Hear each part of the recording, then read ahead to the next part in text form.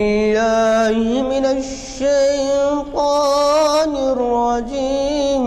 بسم الله الرحمن الرحيم.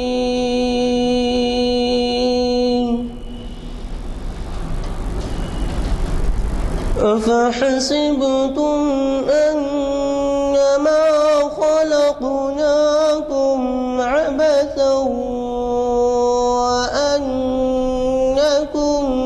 إلينا لا ترجعون. فتعالى الله الملك الحق لا إله إلا هو رب العرش الكريم.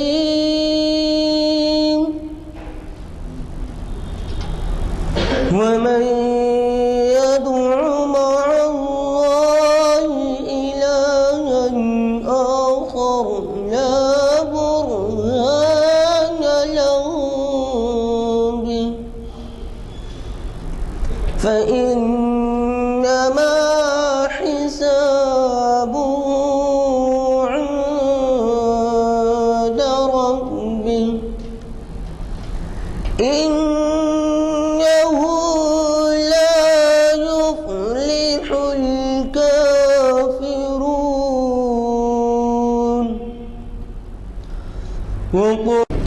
تاریخ اسلام کی 682ویں نشست ہے.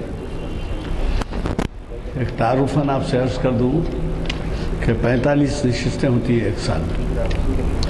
اس کی وجہ یہ ہے کہ رمضان میں نشستیں نہیں ہوتی اور کبھی چھٹی آ جاتی ہے، کبھی تہوار یا بارش کبھی ہو گئی، تو اس طرح سے اس کا متبادل ہو جاتی ہے. مگر سال میں 45 ہوتی ہے تو اب 682 کو آپ 45 سے اگر تقسیم کر لیں تو میں سمجھتا ہوں تقریباً 15 سال سے نشستیں ہو رہی ہیں. اور یہ آپ ہی کی دلچسپیوں کا نتیجہ ہے کہ ایسے اہم عنوانات سے جو ہمارے حیدرآباد میں ہی رہتے ہوئے حیدرآباد سے پوری طریقے سے واقف نہیں ہیں، اور اس کے علاوہ تاریخ اسلام سے متعلق بہت اہم مقامات مقدسہ کے بارے میں بھی بتایا جاتا ہے. احمد علی صاحب کی میں کیا تعریف کروں، ساری یعنی کوزے میں بند کر دینا ہے. اتنی بات اگر کہہ دوں کہ شاید 4.5 دہوں سے یعنی 45 سال سے وہ جو ہے سالار جنگ میوزیم سے اٹیچڈ ہے، اور ان کی صلاحیتوں کا اندازہ اس سے لگایا جا سکتا ہے کہ ان کو بہت بڑی عہدے کیوریٹر کے عہدے کی ذمہ داری دی گئی ہے. نہ صرف یہ بلکہ آپ خود بھی واقف ہیں ان سے، کیونکہ یہاں ہمیں کئی مرتبہ مخاطب کر چکے ہیں، ایک سے زائد مرتبہ. اور وہ انگریزی میں ایک لفظ ہے انسائکلوپیڈیا، تو وہ سالار جنگ میوزیم کے میرے خیال میں انسائکلوپیڈیا ہے. ابھی حال میں ہماری ایک ٹیم پیراکیوں کی سوئمرز کی گئی تھی. کافی دلچسپی سے انہوں نے بتایا، اس میں بہت سے 90% تو غیر مسلم تھے، تو وہ لوگ بھی دیکھ کے بہت متاثر ہوئے اور خود بنفس نفیس وہ خود رہنمائی کی ہے اس کی ٹیم کی، ورنہ وہ وہاں پر کسی کو گائیڈ کو دے دیتے ہیں. تو آپ سے گزارش ہے کہ آپ ہمارے تعاون کو جاری رکھیں، اور جن کو ملے نہیں ہیں، جو بھی اعلامیے شائع ہوئے ہیں اگر نہ ملے ہوں تو آپ یہ اعلامیے حاصل کر لیں اور اپنے اپنے حلقوں میں اس کی بھی تشہیر کریں اور لوگوں کو مدعو کریں. تو اس کے مطابق پاکی اور صفائی شریعت کی روشنی میں ڈاکٹر محمد متین الدین قادری صاحب ہمیں پیر کے دن مخاطب کر رہے ہیں، اور وہ ہے شریعت انفارمیشن کی سروس. یہ ڈاکٹر محمد متین الدین قادری ابھی حال ہی میں حکومت کے بہت اعلیٰ عہدے پر منتخب ہوئے ہیں، اور وہ ہے پبلک سروس کمیشن کی ممبرشپ. وہ بہت غیر معمولی اہمیت کا عہدہ ہے جس میں بہت نامور لوگ ہمیشہ سے ہوتے آئے ہیں. اور یہ ہمیں متین الدین قادری صاحب یہاں مختلف عنوانات سے مخاطب بھی کر چکے ہیں، لیکن 2-3 مہینے سے شاید یہ ذمہ داریاں ان کے ہونے کے بعد پہلی دفعہ تشریف لا رہے ہیں. پیر کے دن ضرور آئیے، ان کی آؤ بھگت بھی کی جائے گی یہاں پر. اور اس کے بعد چہارشنبے کا ذکر میں کر دوں گا کہ یہ عنوان بڑا ہی اہم ہے، کیونکہ تصور خودی سے علامہ اقبال جو شاعر اسلام کہلاتے ہیں وہ ساری دنیا میں جانے پہچانے جاتے ہیں کہ جتنے فلسفی ہیں وہ فلسفی جو ہے اقبال کے تصور خودی کے حوالے کے بغیر نہیں رہے، اور ایک نمایاں مقام ان کو حاصل ہے تصور خودی۔ اور مخاطب کر رہے ہیں ڈاکٹر ایم تقی خان، یہ امریکہ میں 6 مہینے رہتے ہیں یا 6 مہینے رہتے ہیں، اور ہمارے سفیر کی حیثیت سے وہاں کئی جگہ بلائے جاتے ہیں یہاں کے محافل کے حوالے سے۔ تو ان کا عنوان ہے اقبال کے تصور خودی کے فلسفیانہ پہلو۔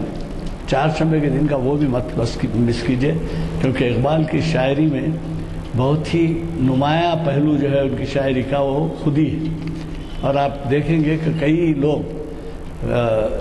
ہماری رہنمایان قوم اور ورکرز، پارلیمنٹ، اسمبلی، ہر جگہ جو ہے اقبال کے اشعار کوٹ کیے جاتے ہیں، اور اس کی وجہ یہی ہے کہ وہ بہت ہی میننگ فل یعنی معنی خیز ہوتے ہیں۔ مجھے قوی توقع ہے کہ آپ ہمارے اگلے دونوں پروگراموں میں ضرور شریک ہوں گے۔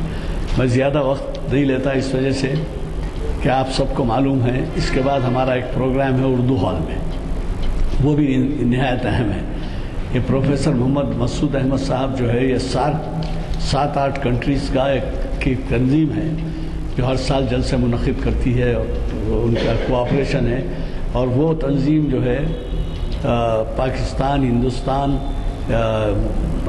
بنگلہ دیش، نیپال، سری لنکا اور برما، بھوٹان، یہ ممالک پر مشتمل ہے، اور اس لیے وہ اس میں ایک اہم عہدے پر فائز ہیں، اور انہوں نے تقریباً آدھے دنیا کے ممالک کا دورہ کیا ہے۔ دورہ اس طرح سے کیا ہے کہ وہ بلائے گئے ہیں۔ آج ان کا لیکچر ہے اردو ہال میں، تو یہاں سے میں نے درخواست کی ہے، اب وہ معلوم نہیں کہ ہم محدود کر کے ہم خود کیا کھوئیں گے، لیکن احمد علی صاحب نے اتفاق کیا ہے کہ وہ 6:15 بجے یہاں چھوڑیں گے، تو 6:15 بجے اگر آپ چھوڑیں تو 6:30 بجے مغرب کی نماز کو پہنچ سکتے ہیں۔ وہاں مغرب کی نماز کا انتظام ہے، اس کے بعد ریفریشمنٹس وغیرہ ہیں، اور پھر ریفریشمنٹ کے بعد یہ محفل وہاں کی چلے گی 1 گھنٹہ، اور اس کا عنوان ہے know your nation and budget. بات یہ ہے کہ ہم خود اپنی قوم سے پوری طرح سے واقف نہیں ہیں، اور وہ وشوانی کوئی اسکول ہے یا کالج ادارہ ہے، اس نے ارینج کیا ہے مسعود صاحب کا لیکچر، اور وہاں پر انکم ٹیکس کے کوئی بڑے آفیسر بھی مہمان خصوصی ہیں، اور ورما صاحب اس کو اناؤنس کر رہے ہیں، وہ جو ہے کنڈکٹ کریں گے اس کو۔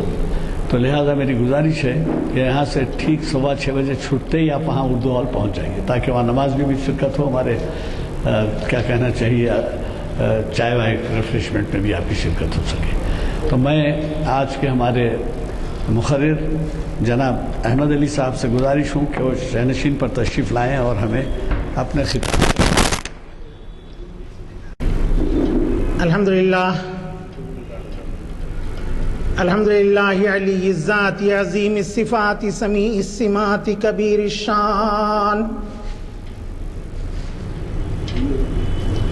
جلیل القدر رفیع الذکر مطاع امر جلیل البرہان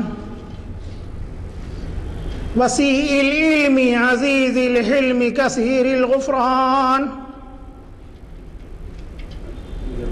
جمیل الثناء جزیل عطاء مجیب الدعاء عمیم الاحسان وسیع العلم عزیز الحلم کثیر الغفران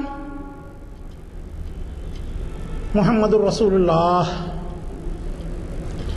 علیہ الصلاۃ اللہ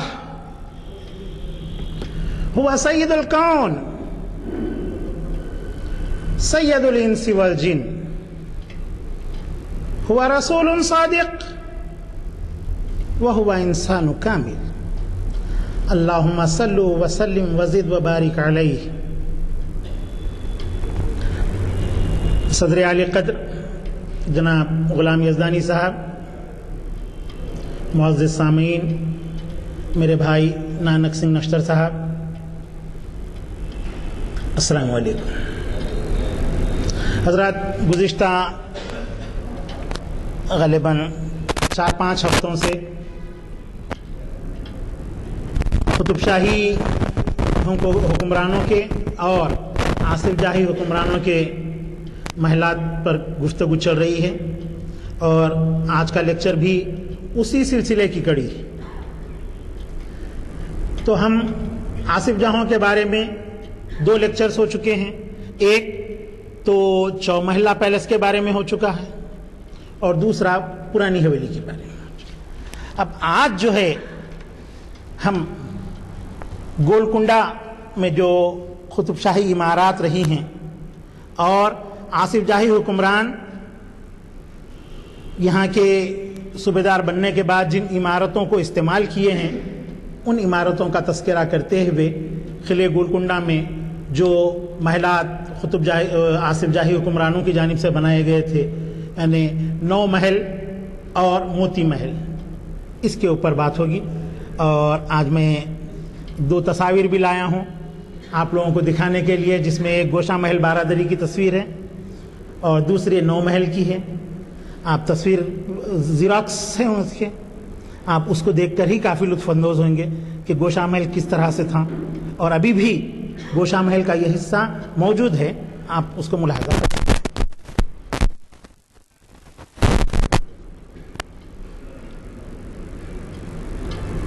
مغل حکمران جب قلعہ گولکنڈہ سلطنت پر قابض ہو گئے تو ان حکمرانوں نے،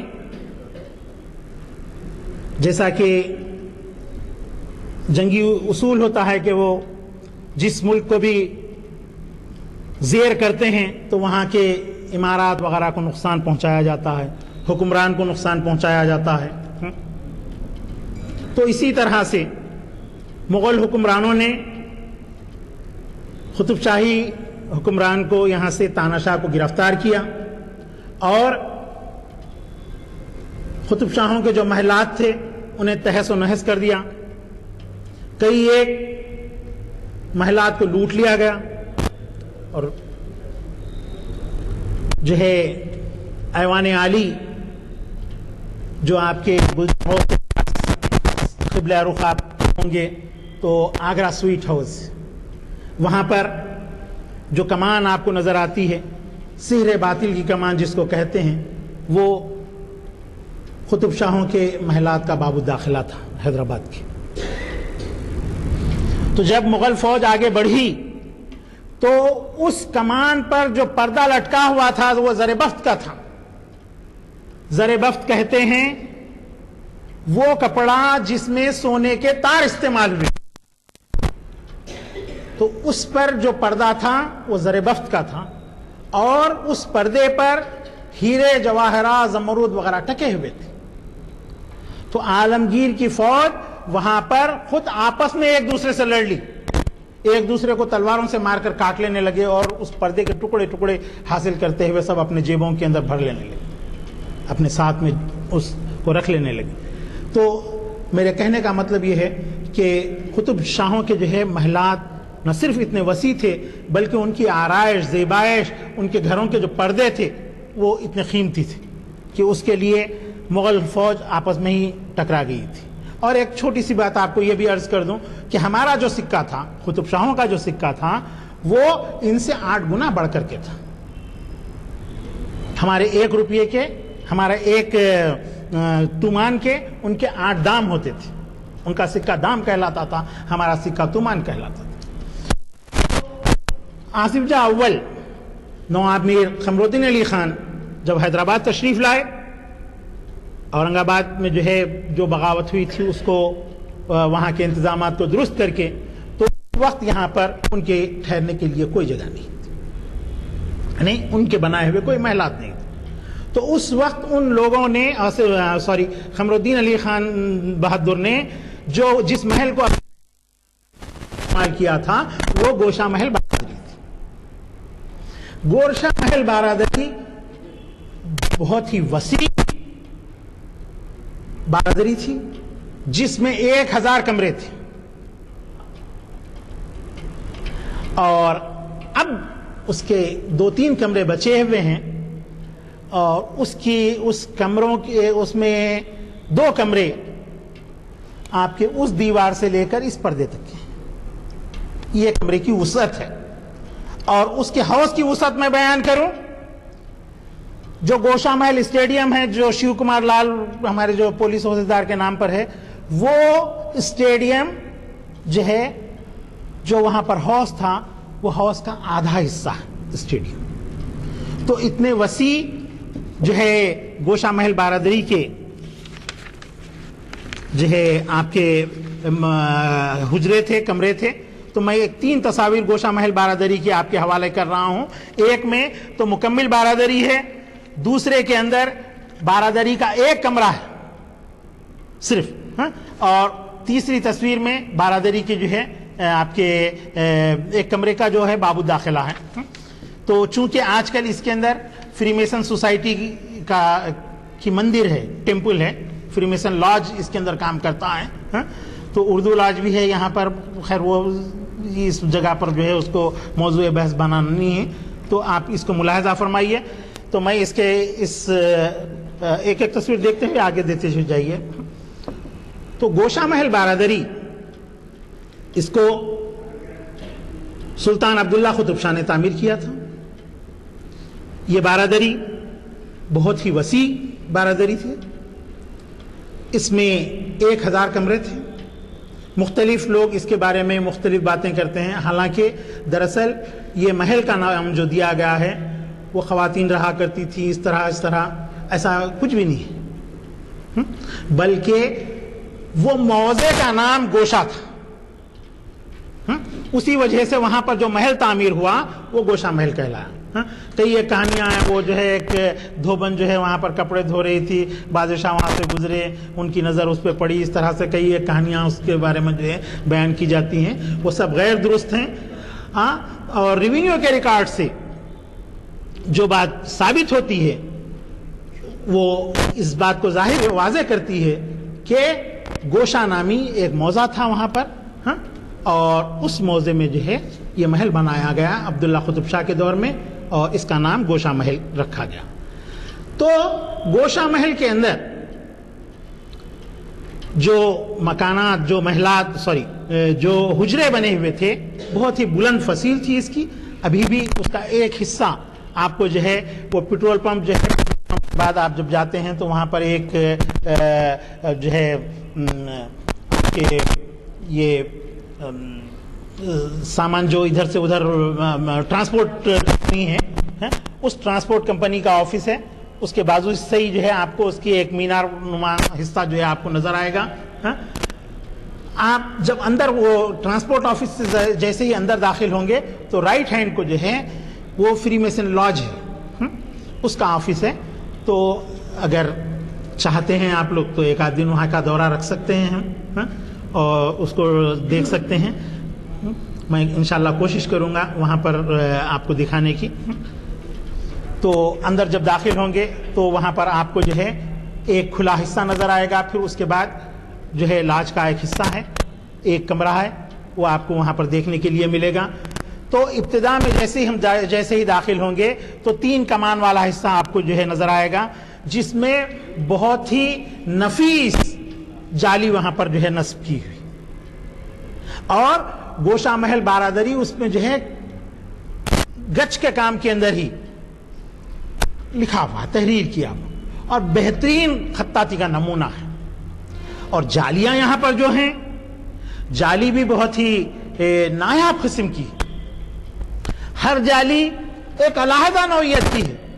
کوئی لوزدار جالی ہے، کوئی موتیا ٹائپ کی جالی ہے، کوئی جو ہے چوکونی جالی ہے. تو انواع و اقسام کی جالیاں اس کے اندر بنی ہوئی. اور قطب شاہی عہد کی اس تعمیرات کو ہم کو جو ہے روشناس کراتی ہیں جو ترکوں، مغلوں اور خود ایران اور قطب شاہوں کا جو ہے ایک نئے انداز کا جو ہے جو آرکیٹیکچر وہاں پر جو ہے ڈیولپ ہوا تھا وہ ہم کو یہاں پر دیکھنے کے لیے ملتا ہے. تو اتنی وسیع عمارت اس کی تھی. تو اس سلسلے میں ایک اور چھوٹی سی بات آپ کو عرض کرتا چلوں. جب اورنگزیب حملہ ہوئے تھے اور ابتدائی جیت ان کو حاصل ہو گئی تھی تو اس وقت شاہجہاں اورنگزیب سے جو ہے مراسلت کرتے ہیں کہ اب کیا کر رہے ہیں تم وہاں پر؟ تو اورنگزیب کہتا ہے کہ میں اپنے رہنے کے لیے گھر بنا رہا ہوں. تو شاہجہاں کو بڑا تعجب ہوا. انہوں نے کہا کہ کیا قطب شاہوں کے رہنے کے گھر نہیں ہیں جس میں تم رہ سکتے ہو؟ کیا ان کے گھر نہیں تھے جس میں تم رہ سکتے ہو؟ تو اورنگزیب کا اس سلسلے میں جواب تھا کہ ان کے محلات اتنے بلند اور وسیع ہیں کہ میں اس کے اندر چراغ اور روشنی کا انتظام نہیں کر سکتا، اس وجہ سے میں ایک علیحدہ محل بنا رہا ہوں جو پنچ محلے کے نام سے آپ کے آج بھی یہاں پر مکہ مسجد کی روڈ کے اوپر موجود ہے. تو اس میں وسیع اور بلند و بالا جو ہے محلات قطب شاہوں کے تھے. اور میں بھی مختلف مغلوں کے بھی محلات کو دیکھا ہوں، قطب شاہوں کے محلات کی تصاویر بھی دیکھا ہوں، اور کچھ محلات کو دیکھنے کا اتفاق ہوا ہے. بڑا جو ہے اس کے اندر جو ہے ہمارے کو جو ہے نئی ایک چیزیں دیکھنے کے لیے ملتی ہیں. قطب شاہوں مغلوں کے جو محلات تھے ان محلات کو دروازے نہیں تھے، پردے ڈال کر کے ان کے کام چلتے تھے. لیکن ہم جب قطب شاہوں کے محلات کے اوپر ہم جب دیکھتے ہیں، روشنی ڈالتے ہیں، تو ہم کو جو ہے یہ دیکھ کر کے بڑا تعجب ہوتا ہے کہ ان کے محلات میں جو ہے حجرے بھی ہوا کرتے تھے، دالان وغیرہ، پیش دالان، یہ سب سقف وغیرہ ان کا جو ہے بلند ہوا کرتا تھا. لیکن دالان کے علاوہ جو حجرے ان کے ہوا کرتے تھے وہ بند ہوا کرتے تھے، اس کو جو ہے دروازے ہوا کرتے تھے. لیکن مغلوں کے پاس آپ جا کر کے دیکھیں گے لال قلعے کے اندر تو آپ کو جو ہے دروازے لگے ہوئے کمرے نظر نہیں آئیں گے، وہ اسٹور روم وغیرہ رہیں گے. لیکن تمام جو ہے ان کے ایوان جو ہیں وہ بغیر دروازے کے ہیں، جس پر پردے پڑے ہوئے ہوتے تھے. تو اس طرح سے نواب قمر الدین علی خان نے یہاں پر قیام کیا، اور اس کے بعد وہ یہاں سے جو ہے اورنگ آباد منتقل ہو گئے. جب 1639 عیسوی میں 1669 میرا جہاں تک خیال ہے میں جب نظام دوم نواب میر نظام علی خان بہادر نے حیدرآباد کو اپنا مستقر قرار دیا، دارالسلطنت قرار دیا، اور یہاں پر منتقل ہوئے، تو وہ ایک اپنے لیے علیحدہ محل بنائے. یہ محل آپ کے جو ہے 9 محل کے نام سے جانا جاتا ہے. تو کچھ لوگ کہتے ہیں اس میں 9 محلات تھے، غلط ہے، چونکہ میں تو یہ محل دیکھا نہیں ہوں. البتہ اس محل میں کہ جو داروغہ تھے، میں ان سے گفتگو کیا ہوں، تو ان کا کہنا ہے کہ 9 محلات نہیں تھے بلکہ 2 محلات تھے. ایک موتی محل اور دوسرا 9 محل. 9 محل اس کا نام اس وجہ سے دیا گیا تھا کہ یہ نیا محل بنا ہے، 9 سے مراد نئے سے ہیں وہاں پر. اور ابتدا میں نواب نظام علی خان کی یہاں پر مستقر کو یہاں پر منتقل کرنے کے بعد جو دربار وغیرہ ہوا کرتے تھے وہ یہ 9 محل کے اندر ہی ہوا کرتے تھے. یہ 9 محل آپ کے نئے قلعے کے پاس کے قریب میں واقع تھا. اور اس محل کے اندر بھی وہ تصویر آگے بڑھ گئی ہے تو ذرا اس کو دکھا دیجئے. 9 محل 9 محل کے اندر کئی ایک مکانات تھے، اور اس میں جو ہے جلو خانہ بھی تھا، شادی خانہ بھی تھا، توشک خانہ بھی تھا، اور آپ کے جو ہے دیوان عام تھا، دیوان خاص تھا. اور اس میں جو ہے آپ کے باغبانی بہت ہی عمدہ انداز میں بنی ہوئی تھی. پھول والے جھاڑوں کے تختے علیحدہ تھے، اور سپاری کے درخت، سائکس وغیرہ کے درخت اطراف میں اس کے لگے ہوئے تھے. محل بہت ہی عمدہ نمونہ پیش کرتا تھا. اس میں حوض وغیرہ بھی بنے ہوئے تھے. اور بعد کے حکمران جیسا کہ ناصر الدولہ، سکندر جہاں، افضل الدولہ وغیرہ اپنے گرما کے موسم میں جو ہے اس محل کے اندر جا کر کے جو ہے قیام کیا کرتے تھے. اور اس محل کے اندر جو طرز تعمیر ہم کو دیکھنے کے لیے ملتا ہے، جو بھی تصاویر ہم کو ملی ہیں، اس کے لحاظ سے یہ مکمل طور پہ بہمنی قطب شاہی اور مغلوں کا طرز تعمیر اس کے اندر دیکھنے کے لیے ملتا ہے۔ نو محل کے اندر جو کمانیں ہم کو دیکھنے کے لیے ملتی ہیں اس میں شاہجہانی کمانیں زیادہ ہیں، کمانوں کے کئی ایک طرز ہیں۔ تو اس میں جو ہے 5 حصے لیے ہوئے لڑیاں اس میں جو ہے ہوتی ہیں، وہ کمان شاہجہانی کمان کہلاتی۔ تو اس طرز کی کمانیں ہم کو نو محل کے اندر کافی دیکھنے کے لیے ملتی۔ اسی طرح جب جو ہے آپ کے حیدرآباد کے اندر آصف جاہوں نے دیگر عمارتوں کی تعمیر کیا، مثلا چومحلہ پیلس تعمیر ہوا۔ چومحلہ پیلس کی جگہ بھی ایک دوسرا محل تھا، جلا محل کہلاتا تھا قطب شاہی دور میں، اور 4 محل تو ایک علیحدہ چیز تھی۔ تو اس وقت ان لوگوں نے اس وقت کا اور ایک وہاں پر ایک خامی تھی اس دور میں، کوئی بھی نواب اگر مر جاتا، فوت ہو جاتا، تو اس کی جائیداد مال و اسباب بحق حکومت ضبط کر لی جاتی تھی۔ تو چنانچہ رکن الدولہ کا جب انتقال ہوا، جن کا رسل جابی خطاب تھا، وہ پرانی حویلی جو ہے میں رہا کرتے تھے، تو پرانی حویلی کو جو ہے نظام علی خان نے اس پر قبضہ کر لیا، حکومت کے زیر نگرانی اس کو حاصل کر لیا، اور شہزادہ سکندر جا کے قیام کے لیے جو ہے وہ عمارت عطا کر دی گئی۔ پھر اس کے بعد وہاں سے یہ منتقل ہوئے، پرانی حویلی کے اندر بھی جو ہے کئی ایک محلات، فرحت محل، مسرت محل وغیرہ وہاں پر تعمیر ہوئی، جیسا کہ گزشتہ لیکچر کے اندر میں آپ کو عرض کر چکا ہوں۔ تو اس طریقے سے آصف جاہوں نے اپنے محلات یہاں پر جو ہے گولکنڈے کے بعد شہر کے اندر تعمیر کرانا شروع کیے، اور چونکہ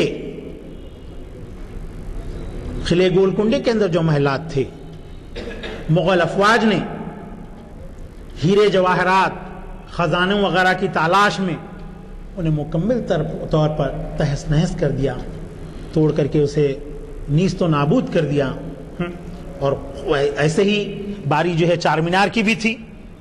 چار مینار اس وجہ سے بچ گیا کہ نعمت خان علی جو مورخ تھا، وہ اورنگزیب کے ہمراہ موجود تھا۔ جب اورنگزیب عالمگیر مغلوں کے محلات کو دیکھے، 8 منزلہ محل تھا جو ہے آپ کے الہی محل، جو داد محل، تو داد محل کو دیکھنے کے داد محل 4 منزلہ تھا، خدا داد محل 8 منزلہ عمارت تھی، جس میں ہر منزل کا ایک علیحدہ نام تھا، الہی محل، محمدی محل، علوی محل، حسنی محل، حسینی محل، فاطمی محل۔ تو اس طرح سے 7 ہر منزل کا ایک ایک علیحدہ نام تھا۔ تو اورنگزیب جو ہے سوال کرتا ہے نعمت خان علی سے، یہ کیا چیز ہے؟ تو وہ کہتا ہے داد محل۔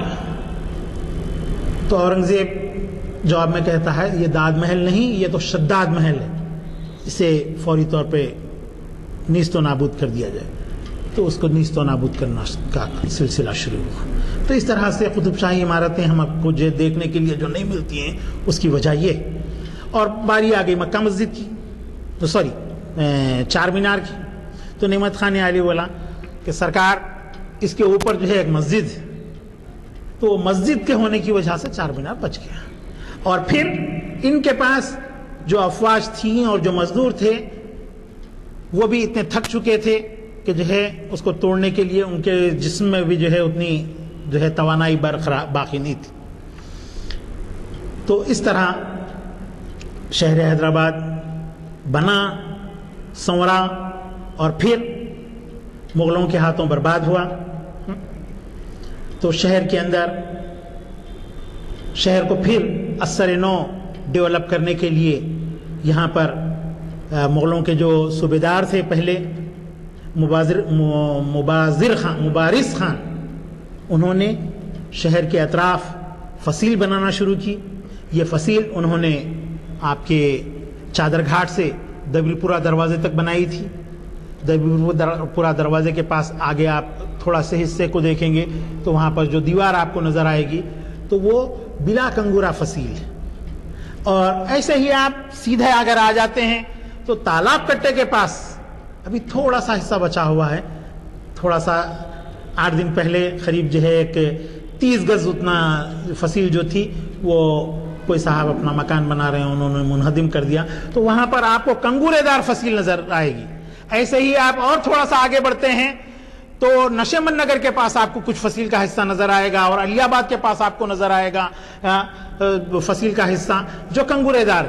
کنگورے دار جو فصیل بنائی گئی وہ نوامیر قمر الدین علی خان آصف جاہ اول نے بنائی سو ہے, اور جو بلا کنگورا فصیل ہے وہ مبارز خان کی تعمیر کی ہوئی فصیل.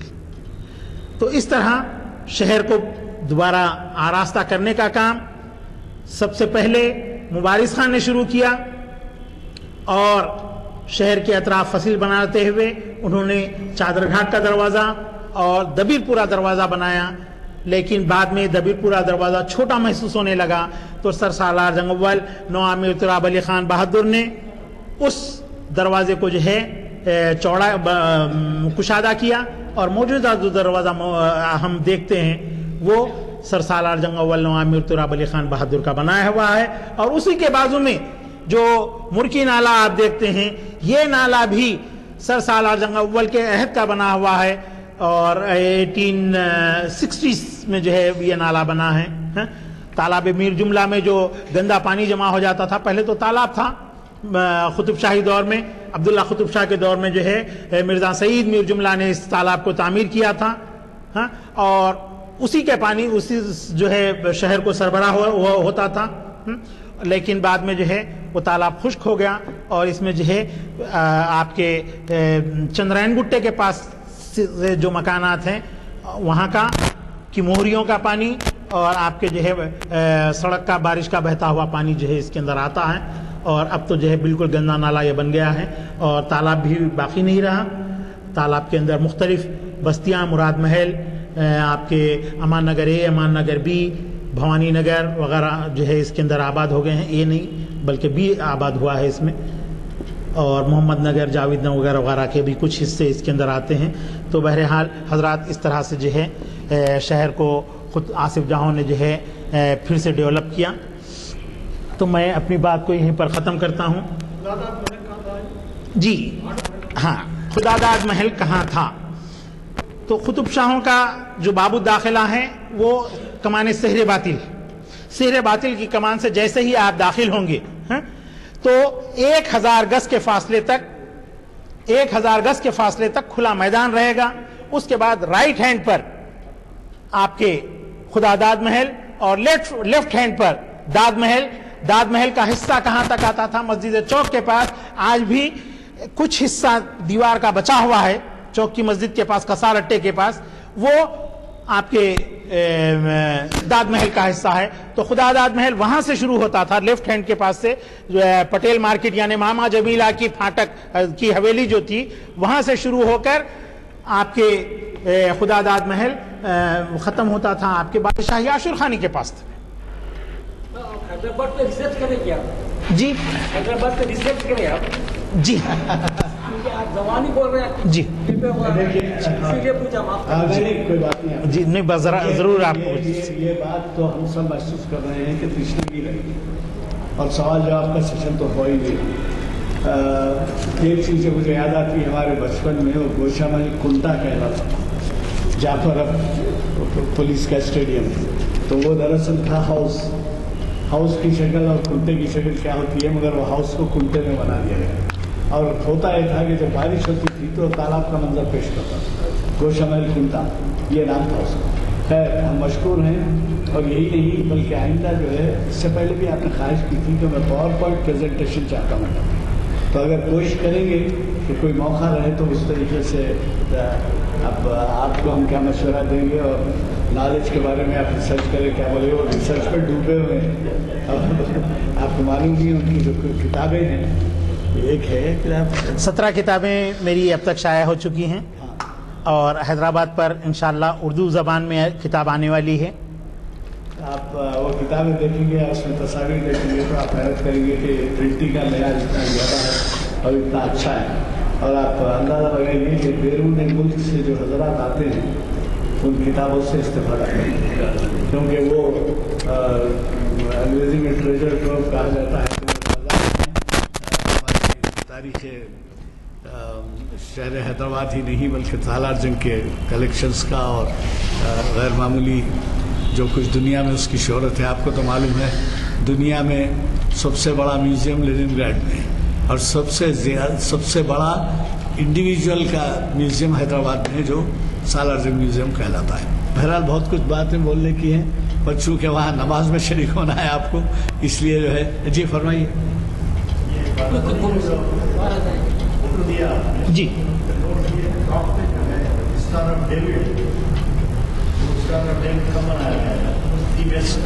फ्री मेसन्स बनाए से। चलिए दुआ कीजिए। जी जी चमन में हर तरफ बिखरी हुई है दास्ता हमारी। हाँ पहले वतन कहते हैं ये वतन तुम्हारा है हमारा नहीं। बहुत चमन इसमें बड़े खपत हो रहे जी चमन में हर तरफ बिखरी हुई दास्तां मेरी। चलिए तारीख पढ़ना चाहिए। एक आपके खत्म कर दिए एक ही मिनट। आप एक सवाल करें। भाई औरंगजेब को इस पर हम दक्कन पे हमला करना चाहिए था या नहीं करना चाहिए था, ये सियासी सवाल है। तो उस वक्त के हालात के लिहाज हम वसल्ली अला सय्यिदिना मौलाना मोहम्मद बिअदद मन क़ादा वक़ाम। अल्लाह हमारे गुनाहों को माफ़ फरमाइए, अल्लाह हमारी ख़ताओं को दरगुजर फरमाइए, अल्लाह जो कोताहियाँ हमसे हो रही हैं उनको दूर फरमाइए, अल्लाह हमको इस्लाम का सच्चा पैरो बनाइए, अल्लाह जो बीमार हैं उन्हें शिफा अता फरमाइए, अल्लाह जो बेरोज़गार हैं उन्हें रोज़गार अता फरमाइए, अल्लाह जो लोग बेकसूर जेलों में महरूस हैं अल्लाह उनकी रिहाई का बंदोबस्त फरमाइए, अल्लाह जो इदारे तालीम के फ़रोग़ का काम अंजाम दे रहे हैं अल्लाह उनको सब्र व इस्तिक़ामत के साथ उस काम को तकमील करने का हौसला अता फरमाइए, अल्लाह जो लड़कियां बिन बियाही बैठी हुई हैं अल्लाह उनकी शादियों का बंदोबस्त फरमाइए। सल्लल्लाहु तआला अला खैरि खल्क़िही व आलिहि व असहाबिही अजमईन बिरहमतिका या अरहमर राहिमीन। अल्हम्दुलिल्लाहि रब्बिल आलमीन।